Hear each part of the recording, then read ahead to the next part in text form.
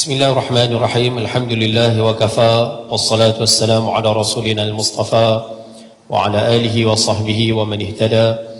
اللهم اجعل جمعنا هذا جمعا مرحوما وتفرقنا من بعده تفرقا معصوما ولا حول ولا قوة إلا بالله العلي العظيم.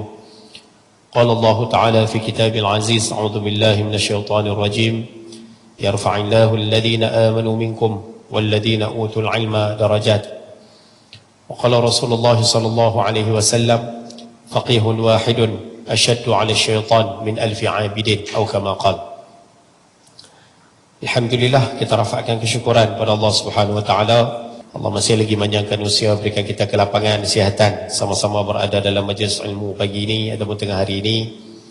Mudah-mudahan pertemuan kita ada faedah dan manfaat insya-Allah. Ayah-ayah, ibu-ibu dirahmati Allah Subhanahu wa taala sekalian. Yang pertama sekali, macam biasa, siapa yang masih lagi belum niat i'tikaf dalam masjid untuk ilmu, boleh niat sekarang. Mudah-mudahan keberadaan kita dikira sebagai satu ibadah di sisinya insya-Allah. Baik. Pagi ini ataupun tengah hari ini insya-Allah kita sambung balik perbincangan ataupun daurah kitab kita ini, iaitu kitab ringkasan tanda-tanda kiamat, yang mana di dalam kitab ini dihimpunkan 40 buah hadis baginda sallallahu alaihi wasallam berkaitan dengan suasana ataupun fenomena yang akan berlaku bila hampirnya kita dengan akhir zaman. Bila mai dekat-dekat nak kiamat, ini sebahagian daripada tanda yang akan muncul. Dan di antara hikmah ataupun tujuan kita mengaji tajuk-tajuk seumpama ni, kita bukan nak meramal masa depan, kita bukan nak bicara kiamat tu nak jadi bila, tapi yang paling penting sekali, kita nak tahu apa suasana yang akan berlaku bila dekat-dekat nak kiamat. Satu. Yang kedua, kita mohon doa kepada Allah Ta'ala banyak-banyak supaya kita terselamat daripada fitnah ni. Dua. Dan yang ketiga, usaha sungguh-sungguh supaya kita tak terlibat dengan tanda yang disebutkan oleh baginda sallallahu alaihi wasallam. Tanda ni pasti keluar, cuma kita nak minta kita jangan buat. Tanda ni tetap keluar, tapi kita jangan terlibat. Tu ya. Saya buat contoh simple-simple sudahlah. Kan tanda akhir zaman, anak derhaka mak bapak. Tanda tu pasti keluar, macam mana pun dia akan keluar atas muka bumi. Cuma yang mengaji jangan buat. Ingat elok tu. Tu ya. Riba berleluasa. Akhir zaman memang riba banyak, tapi yang mengaji jangan terlibat dengan riba.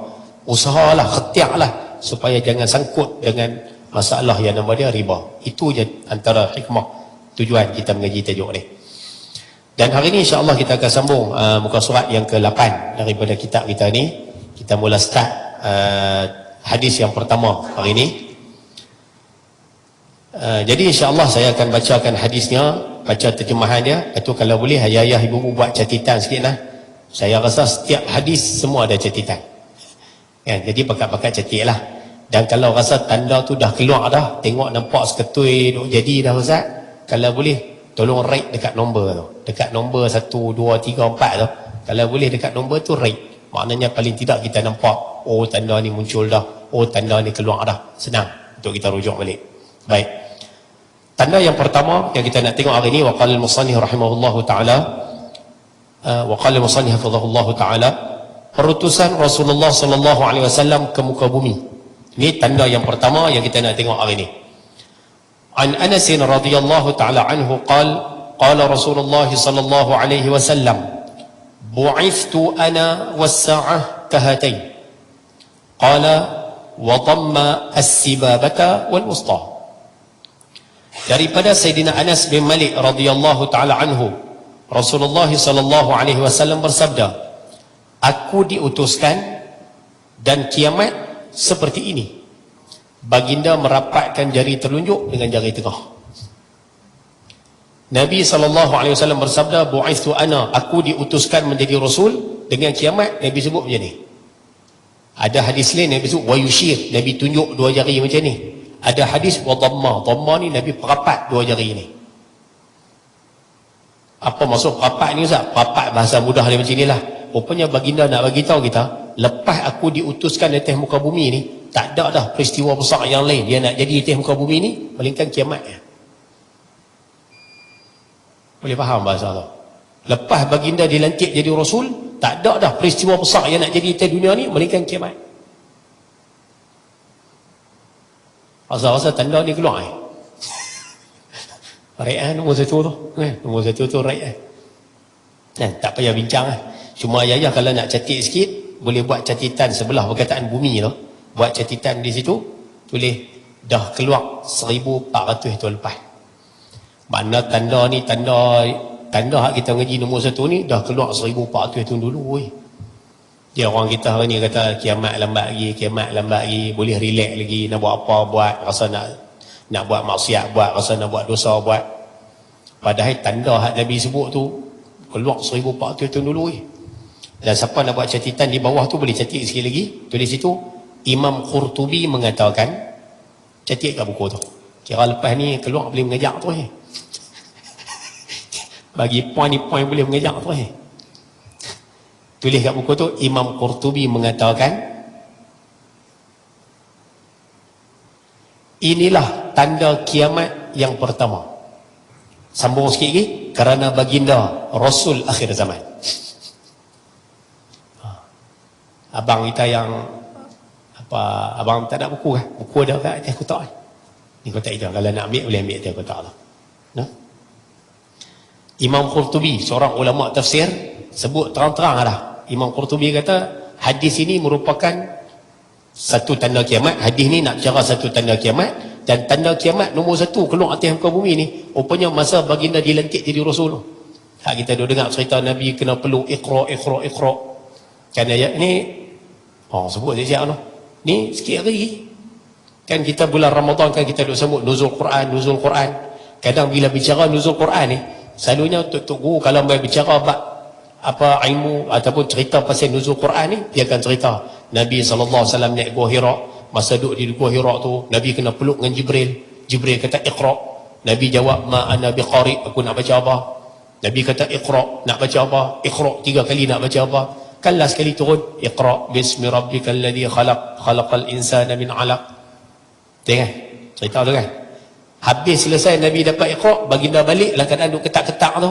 Isteri Nabi Nabi SAW suruh zammiluni, selimut aku. Rupanya peristiwa tu nanti tutup guru akan main cerita tu. Peristiwa tu merupakan apa? Itu bahasa mudah kita sebut wahyu yang pertama turun pada Nabi SAW. Tu cerita tu nak bagi tahu apa? Ayat Quran yang pertama turun pada baginda adalah Iqra.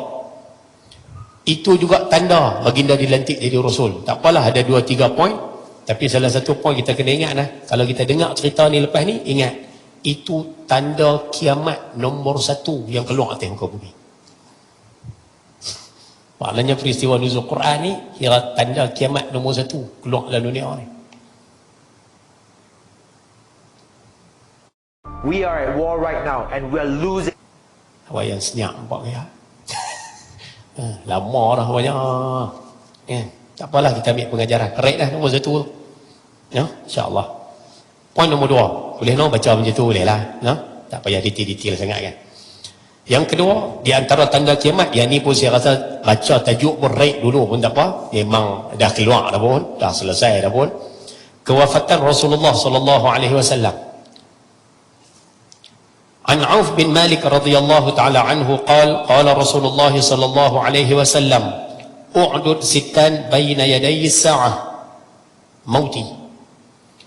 Daripada Auf bin Malik radhiyallahu ta'ala anhu berkata, Rasulullah sallallahu alaihi wasallam bersabda, akan berlaku 6 perkara bila hampir dengan kita. Potong kita tu tulis tu kiamat. Silap ejaan tu, bukan kita tu, kiamat. Maknanya ada 6 peristiwa besar yang akan berlaku, ataupun ada beberapa 6 lah. Ada 6 peristiwa besar dalam hadis ni Nabi sebut akan berlaku bila tiba dekat-dekat nak kiamat. Nak jadi kiamat akan muncul 6 ni dulu. Apa dia 6 tu Ustaz? Salah satu daripada 6 tu Nabi sebut mauti, kewafatan aku. Maknanya dekat nak kiamat kamu boleh tengok tanda ni muncul. Tanda ni keluar, mana dekat dah satu dengan kiamat. Nabi sebut salah satu dia mauti, kematian aku. Dan saya rasa yang ni pun tak payah bincang banyak. Baginda SAW wafat tahun 11 Hijrah. 11 Hijrah lah, kita 1442. Baginda wafat dah 1431.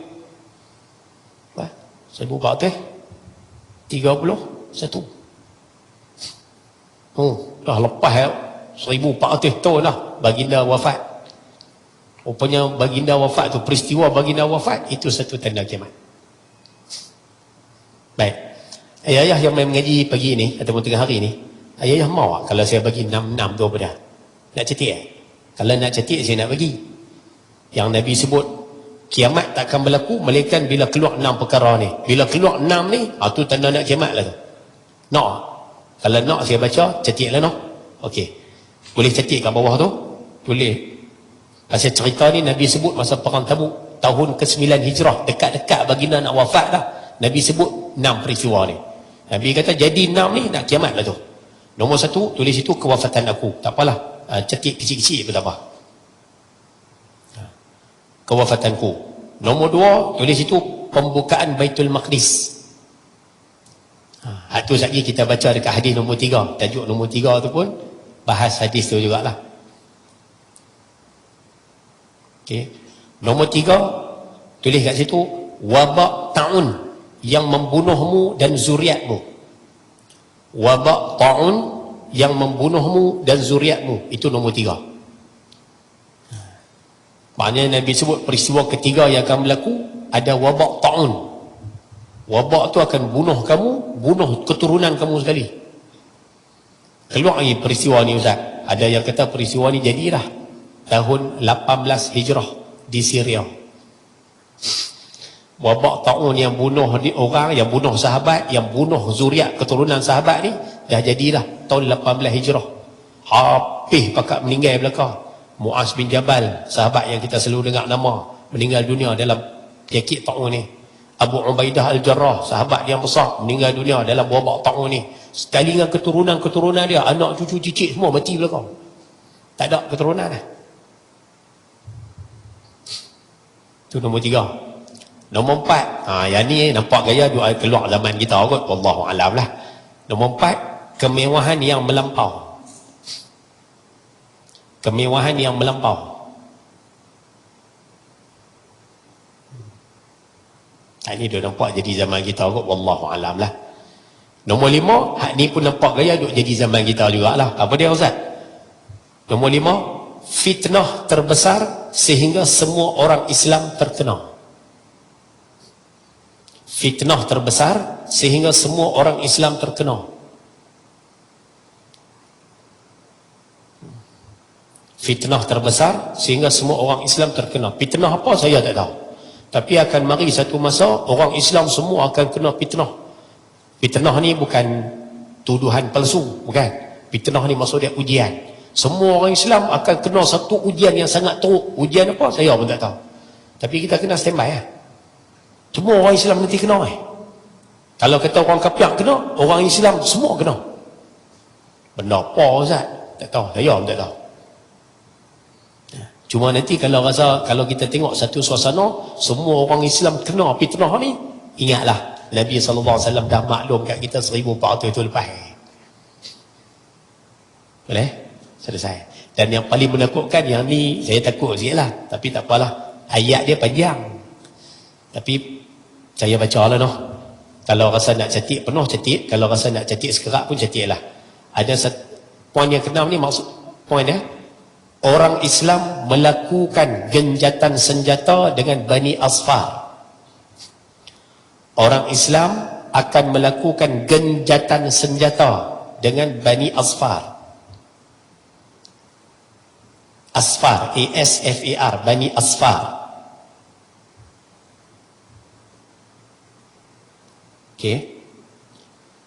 Dan mereka berkhianat terhadap orang Islam. Dan mereka berkhianat terhadap orang Islam. Mereka tu siapa? Bani Asfar tu lah. Mereka berkhianat kepada orang Islam. Okey, ayat dia panjang sikit, tak apalah pakai tulis lah noh. Dan menyerang orang Islam. Dan menyerang orang Islam di bawah 80 bendera. Dan menyerang orang Islam di bawah 80 bendera.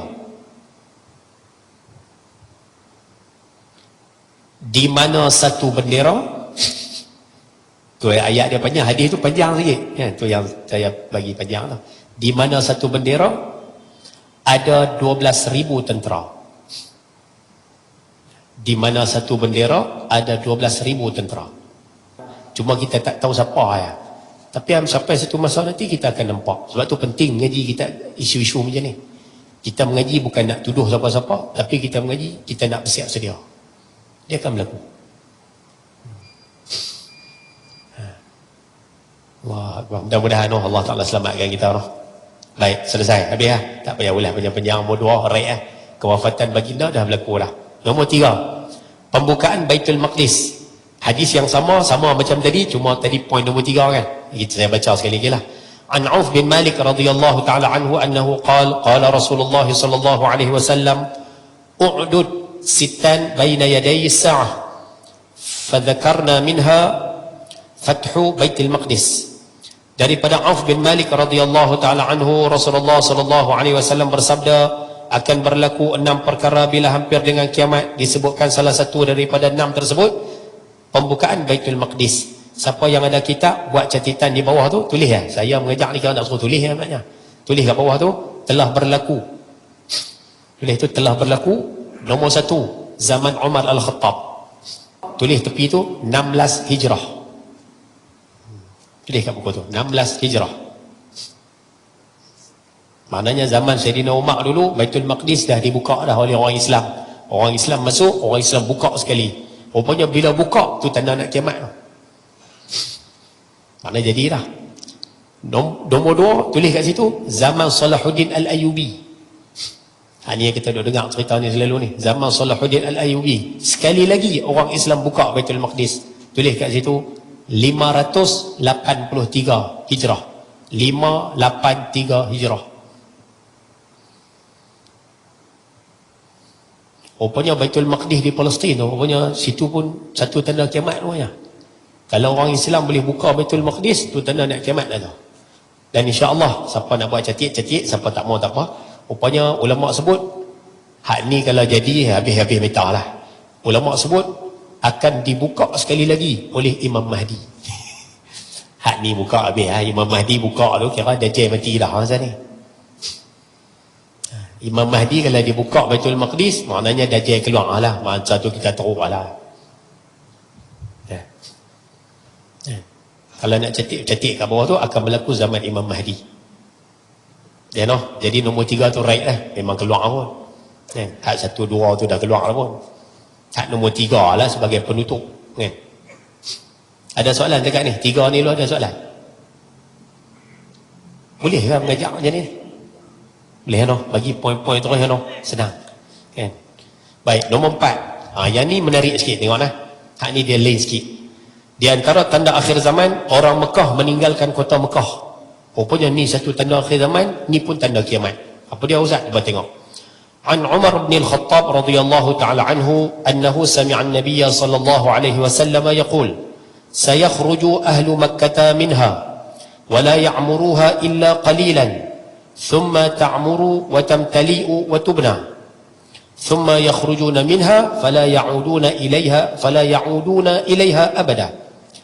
Daripada Umar bin Al-Khattab radhiyallahu ta'ala anhu, beliau mendengar Nabi SAW bersabda, penduduk Mekah akan keluar daripada kota Mekah. Ni tanda akhir zaman. Kita akan tengok akan berlaku satu suasana, orang Mekah mula keluar daripada kota Mekah. Kota yang Nabi janjikan pahala 100,000 kali ganda. Kota yang Nabi sebut Dajjal tak boleh masuk. Kota yang mana Nabi sebut, ada satu hadis Nabi sebut, siapa yang mati di kota Mekah, ke bumi di Ma'la, orang ni hari akhirat ada layanan-layanan istimewa untuk dia. Tempat yang paling istimewa atas muka bumi. Tempat yang ada Kaabah Al-Musharrafah, tempat paling agung sekali dalam dunia ni, Ummul Qura. Tapi rupanya orang yang Allah Ta'ala bagi rezeki duduk di tempat tu, mai dekat-dekat kiamat, pakak kenjah keluar belakang, pakak lari keluar belakang. Saya kita tengok pasal apa. Penduduk Mekah akan keluar daripada kota Mekah. Yang kembali hanya sedikit. Yang patah balik masuk ke kota Mekah tu sikit. Tapi dia patah balik saja. Dan mereka mendirikan bangunan. Pakak keluar ramai-ramai. hak balik tu sikit dia, boleh jadi ahli keluarga saja, boleh jadi kepala waris saja, pakat balik urus tanah, urus rumah, urus bangunan, urus apa harta yang ada di kota Mekah tu jadi bangunan. Kemudian mereka keluar semula, bila siap pembinaan, siap bangunan, siap pengurusan, siap pentadbiran, siap apa semua, lepas keluar balik, mereka tidak kembali selamanya, tak balik lah. Ada tak ada lah? Ada tak ada? Kalau ayah perasan tengok, inilah suasana yang nak berlaku di kota Mekah tahun awal tahun 2000, kalau perasan lah. Lah habis lah. Dulu kalau siapa pergi umrah, pergi haji tahun 1970-an, 80-an, berapa banyak hotel-hotel ada di tepi tu. Tapi hotel-hotel tu milik individu. Kau ni kau hotel, kau ni tukang bangunan dia jadi hotel, kau ni buat rumah dia jadi hotel.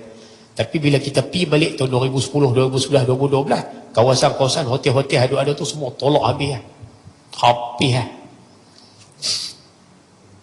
Orang-orang besar pula pegang hotel lepas tu.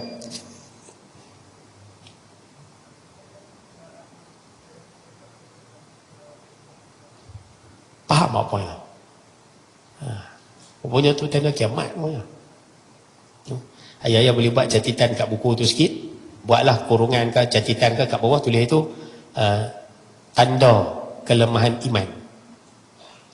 Tanda kelemahan iman dan ilmu. Tulis itu. Tanda kelemahan iman dan ilmu. Rupanya akhir zaman, tanda lemah iman, tanda ilmu semakin kurang. Orang Mekah mula keluar daripada kota Mekah. Tempat paling berkat sekali, mereka lari keluar.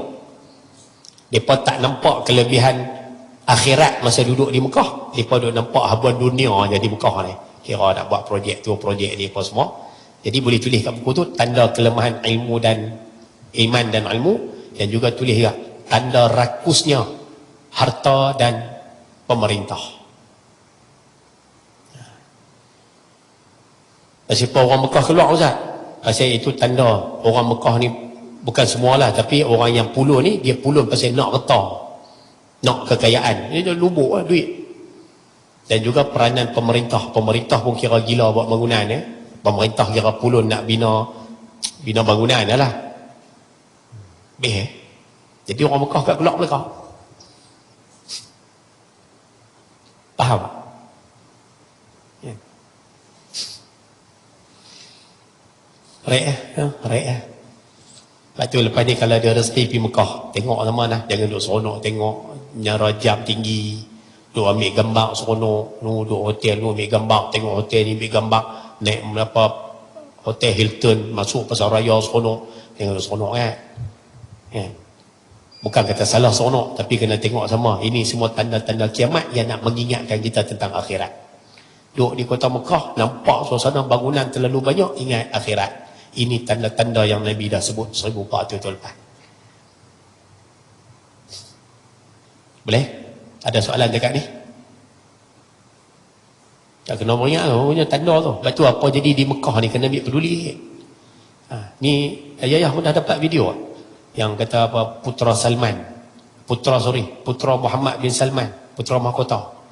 Kan ada video satu ucapan dia yang viral lah itu.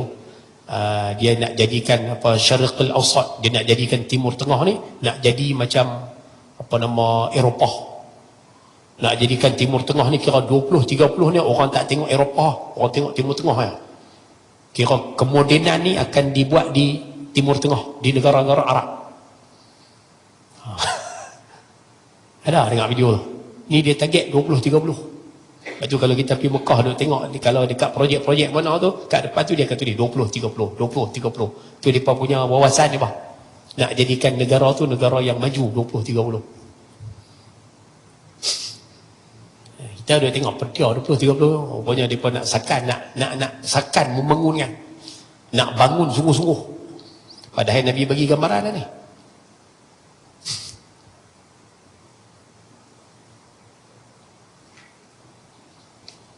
Any question?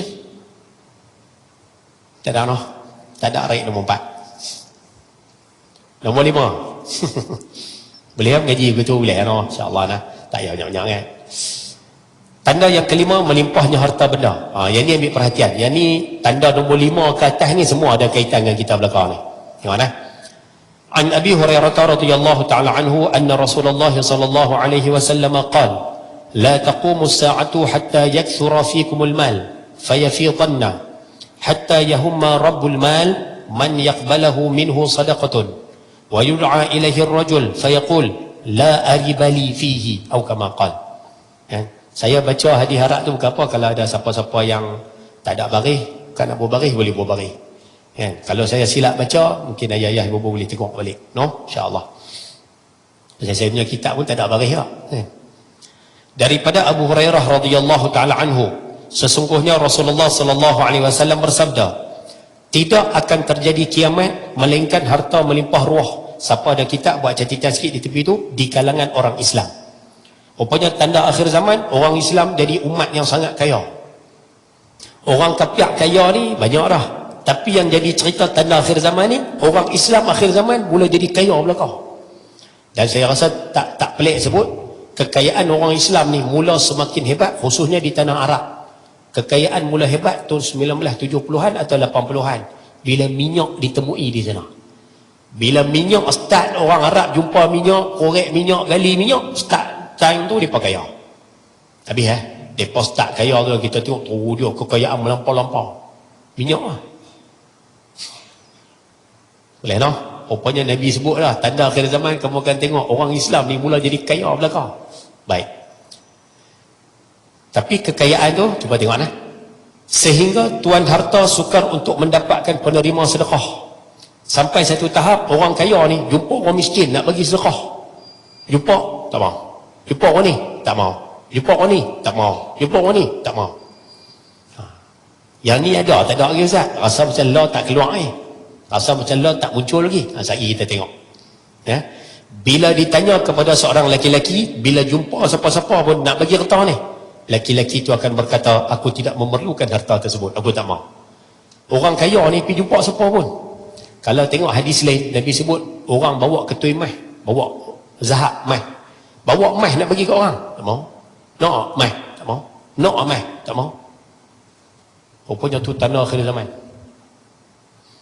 Jadi tak jadi Ustaz. Baik, ayah-ayah boleh buat catatan.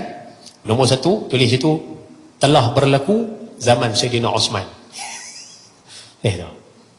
Rupanya telah berlaku zaman Sayyidina Osman. Zaman Sayyidina Osman dah berlaku sekali. Zaman umat Islam semua time ni pakat kaya belakang ni. Sehingga buat haji tiap-tiap tahun. Punya kayanya orang Islam lain tu. Zaman Sayyidina Osman. Jadi sekali.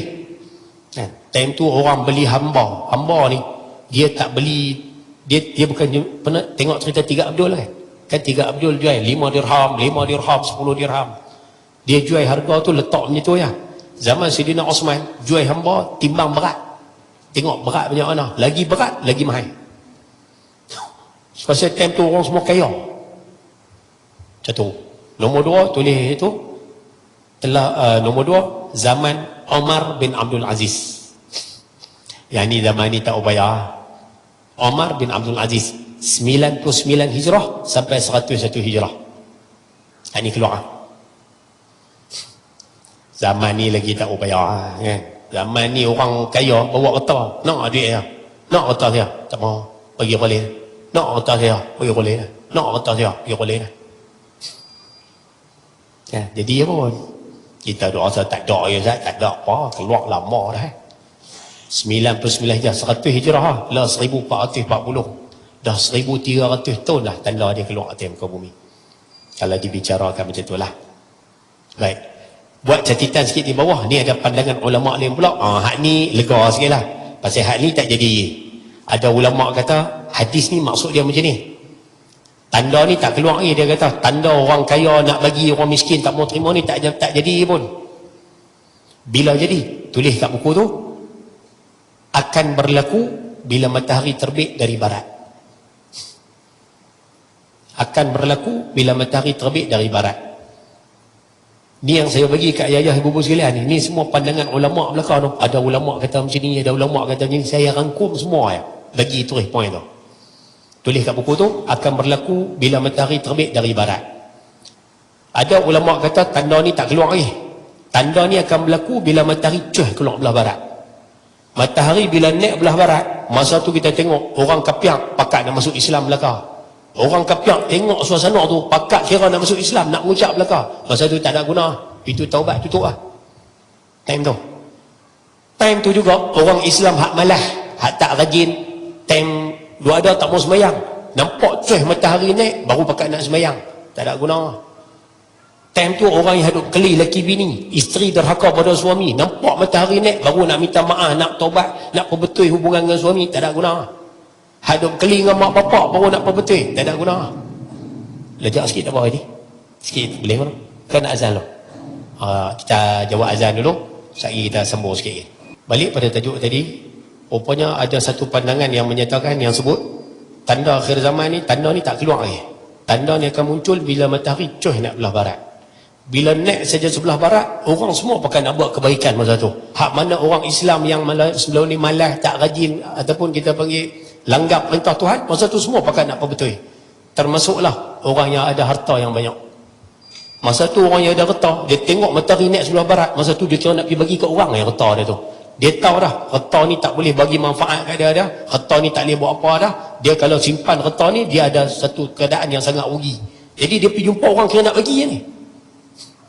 Ni suasana ni kan jadi ni. Dan masa tu orang yang susah, masa tu semua tak mau harta, tak mau ambil. La aribali fi, kami aku tak perlu benda ni, aku tak mau benda ni. Siapa tak mau? Sebab masing-masing nampak harta ni jadi beban. Rupanya ulama sebut hadis ni nak mengajak kita, ayah-ayah kalau nak buat kebajikan, buat sekarang. Kalau nak semayang, mayang sekarang. Kalau kata nak buat apa-apa amalan baik, buat sekarang. Jangan buat selepas matahari naik belah barat. Jangan tunggu matahari naik belah barat baru nak pulun. Tak ada guna. Ibu-ibu yang ada di sini, kalau kata apa nak buat apa kebaikan pun buatlah. Nak sedekah ke, nak infak ke, nak buat wakaf ke apakah, buatlah. Tupang ada, buatlah. Bila matahari naik belah barat, habis pintu taubat tutup. Bila nyawa sampai ke roh-roh, sampai ke kerongkong, pintu taubat tutup. Tak ada guna. Ada satu makcik baru ni tanya soalan, Ustaz, dia tanya soalan sedekah, tak apalah saya buat contoh sedekah ni, kita kait dengan apa saja nak.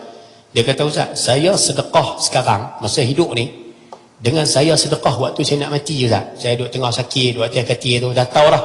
Memang tak pergi ke mana nak mati lah. Masa tu baru saya hitung. Ni nanti kalau mak mati nanti, duit dalam tabung haji mak apa wakah kat Mak Tafih tu nak. Duit bawah bantai ni apa pergi bagi dekat apa nama masjid tu nak. Ni duit mak ada sikit-sikit ni, apa buatlah wakah-wakah kenuri-kenuri apa kat mak sikit nak. Baik, makcik tu tanya, sama ada Ustaz, pahala masa kita bagi masa hidup sendiri macam ni, dengan kita duk pesan-pesan kat anak Ustaz, suruh anak buat nanti. Sama tak? Jawapan dia sangat tak sama. Sangat beza ganjarannya. Lepas tu kalau nak buat tengah sihat ni. Buat tengah sihat ni. Jangan buat waktu nak sakit, waktu tahu nak mati, baru kira nak bagi. Tak banyak manfaat pun.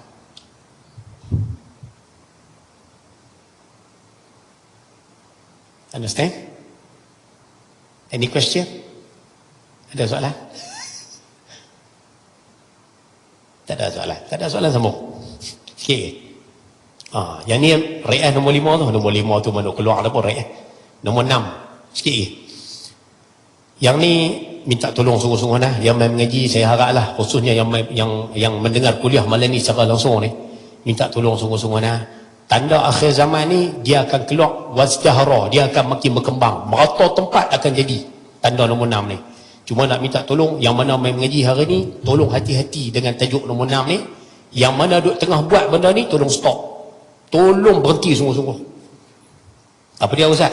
Rupanya di antara tanda akhir zaman, pendapatan dengan cara maksiat.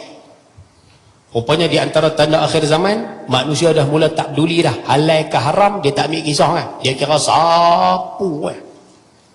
Janji dapat. Halal haram tak tepi, boleh tak tepi, dosa tak berdosa tak tepi. Janji benda ni aku mau dapat. Cara macam mana tu yang pasal lah. Janji boleh kat aku. Rupanya tanda akhir zaman akan main suasana macam ni. An Abi Hurairah radhiyallahu taala anhu anna Rasulullah sallallahu alaihi wasallam qala ya'ti 'ala an-nasi zamanun la yubali al-mar'u ma akhadha minhu am min al-halali am min al-haram.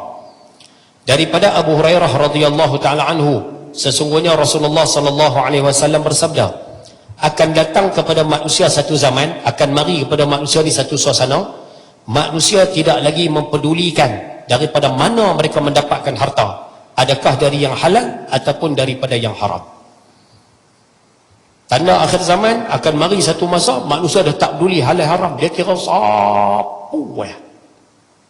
Soalannya, kenapa jadi macam tu? Ayah-ayah yang mana ada kitab buat catatan kat buku tu, tulis situ kerana nipisnya iman. Akhir zaman ni iman manusia makin nipis, dia goyah dengan benda haram. Tu yang main video baru ni kan, video judi boleh buat tau. Puna biadaknya makhluk hak buat video. Tambah hak baru ni keluar iklan apa, sama juga iklan judi juga, main game online. Yang buat iklan tu orang Melayu pakai tudung ni. Oh berani lah, jahat Malaysia. Berani lah. Baik, tulis kat tu, kerana nipisnya iman, tiada ilmu. Sebab tak ada ilmu, nombor satu iman nipis, halal haram dia tak peduli lah. Tak ada ilmu pula ustaz, tak tahu kata benda tu haram, dia ingatkan boleh, dia kira siapa ya. Dua. Yang ketiga, tulis itu kalau bahasa buku tulis tak sikit noh. Kalau bahasa buku dia tulis bernafsu dengan harta. Kalau bahasa bernafsu dengan harta, kalau bahasa kampung kita panggil kelabu mata lah, kelabu mata dengan harta. Rupanya akhir zaman akan mari satu zaman manusia jadi macam tu, dia kelabu mata dengan harta ni. Banyak sikit, oh kira nak pulun, nampak dapat lebih sikit, kira nak pulun. Halal haram dia tak tepi. Dan yang keempat itu kelemahan pemerintah. Kelemahan pemerintah. Rupanya tanda akhir zaman, pemerintahan di akhir zaman secara umum lah, bukan kita fokus Malaysia dia. Pemerintahan di dunia ni secara umumnya, mereka mula longgarkan benda-benda haram ni. Benda haram ni mereka tak sekat. Biar buka. Pelacuran, biar buka. Sekat sikit tumbuh lagi, baik ya. Kena pula pegawai-pegawai ni dibayar pula rasuah sikit. Nampak apa buat tu yang main lah kecoh kan, sampai dalam Malaysia pun kecoh isu tu lah kan, hak poli-poli semua kan, wallahualam lah.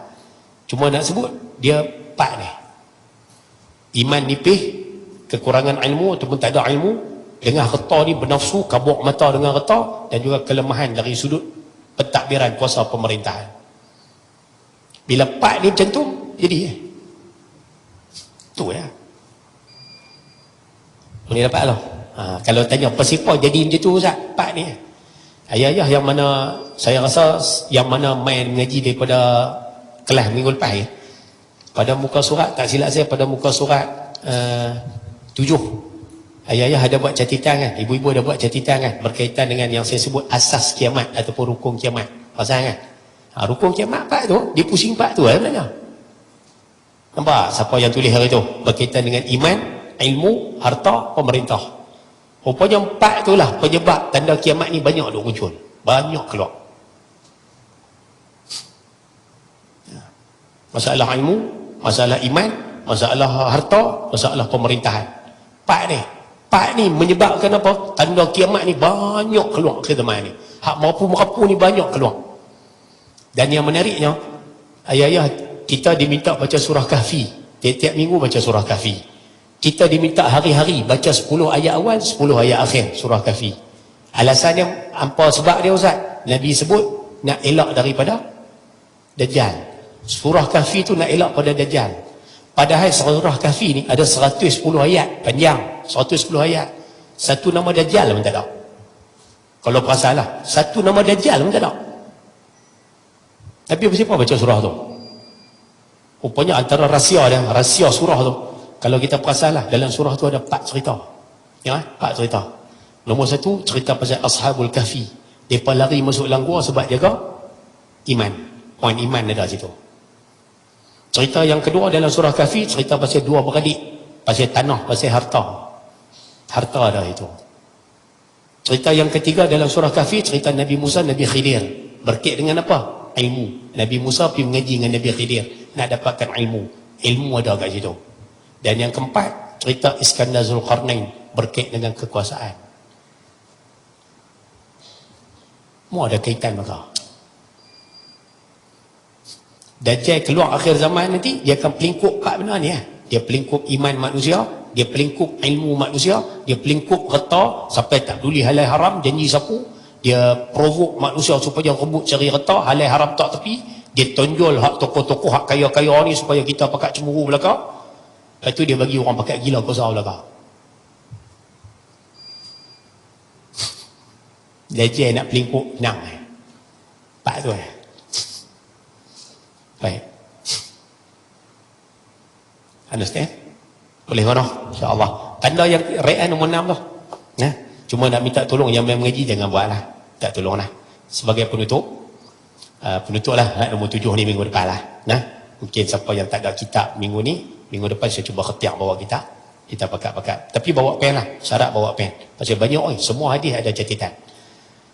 Saya nak minta tolong yang main mengaji hari ni, minta tolong sungguh-sungguh, tolong hati-hati dengan harta kita lah. Yang main mengaji ni dulu, tolonglah jaga. Jangan terlibat dengan benda haram. Kalau tahu benda tu berdosa, jangan ambil. Walaupun sekupang, walaupun seduit, walaupun 5 sen, jangan ambil. Nah, jangan ambil. Minta tolong sungguh-sungguh. Rupanya bila kita ambil hak orang lain, kalau kita ambil cara tak betul, rupanya kesan dia, saya sebut dalam perkataan mudah dia jadi macam barah dalam harta kita. Kita ambil cara haram ni sikit ni, tapi dia jadi barah dalam hidup kita. Harta kita habis jadi masalah disebabkan sikit benda haram yang kita ambil. Ayah-ayah kerja gaji cantik dah, gaji elok, tapi kadang-kadang OT 2 jam, claim 3 jam. Kan tipu tu. Kan tipu tu. Kita panskap pukul 8, 8.30 tak masuk kerja lagi. Saat lagi Ustaz, pukul 1 tak masuk lagi rehat. Pukul 5 balik. Kan kita dapat upah setiap hari. Sebulan sekali dapat upah. Upah tu berdasarkan kerja kita 8 sampai 5. Tapi kita buat kerja tak sampai 8.5, kita hilang banyak. Jadi kita ambil hasil orang. Jangan buat macam tu, jangan. Yang mana jual tanah, beli tanah, jangan duk ambil cara haram, jangan. Ya. Ibu-ibu di belakang hari tu kita mengaji tajuk ambil duit suami. Kan? Kuliah Tuha itu. Ambil duit suami tak habaq, jangan. Walaupun nampak simple. Jangan. Ya. Sebagai penutup, ada satu cerita lah, ada satu orang ulama, orang alim. Anak buah dia main cerita kat dia, tu guru, saya ni kerja sehari dapat 5 dirham, sehari 5 dirham. Tak cukup lah tu guru. Duit saya sikit, cukup tak cukup? 5 dirham sehari tak cukup. Tok guru tu kata tak apa? Mana majikan kamu? Dia kata tu majikan saya. Tok guru pergi minta bagi up gaji sikit, bagi gaji naik. Tak apa. Tok guru tu pun pergi jumpa majikan tu, bos, anak buah kamu minta supaya gaji dia naik. Sebab dia kata dia sesak, tak cukup duit lah apa semua. Jadi saya nak minta pada kamu, wahai bos, kamu ni majikan, saya nak minta kat kamu tolong potong gaji dia 1 dirham, bagi tinggal 4 dirham yang sama. Potong, bagi tinggal 4 lah. Okay. Bajikan, tok guru suruh, dia potong tu dia kata esok 4 dirham lah. Rupanya esok sungguh bos tu bayar 4 dirham ya, bayaran gaji hari bayar 4 dirham ya. Anak buah ni budak gaji ni pergi jumpa tok guru, dia merayu balik bagi naik 5 cukup lah, 4 lagi sesak tu guru. Dia minta balik bagi naik jadi 5 balik. Tok guru tu pun pergi jumpa, anak murid kamu mai jumpa aku ni, anak murid ni mai jumpa, dia minta suruh pernaik balik 5. Aku nak minta kamu potong lagi 1 dirham. Jadi tinggal 3. Rupanya lepas tinggal 3 tu, anak buah ni tak main jumpa tok guru lah. Pasal apa? Takut lagi pergi jumpa lagi, kena 2 dirham je. Tapi rupanya lepas seminggu, lepas 2 minggu, usbu'ain, lepas 2 minggu lah, rupanya anak murid tu main jumpa tok guru. Dia kata, tok guru, terima kasih banyak-banyak noh. Saya rasa rezeki saya sehari 3 dirham tu cukup pula. Lah saya duk dapat 3 dirham tu cukup pula dah. Sebelum ni duk rasa tak cukup, dapat 5 tak cukup, ni dapat 3 cukup pula. Tahu tok guru tu jawab apa? Dia kata sebenarnya gaji kamu ni, atau sebenarnya kerja yang kamu buat ni padan dengan upah 3 dirham ya. Kamu buat kerja relax banyak, rehat banyak, culah banyak, tuang banyak apa, patut gaji kamu tu 3 dirham ya. Sebab tu bila dapat 3 dirham cukup. Selama ni kamu dapat 5 dirham, kamu dapat lebih, tak padan dengan kerja yang kamu buat. Sebab tu kerja kamu 5 dirham tak cukup-cukup. Dia.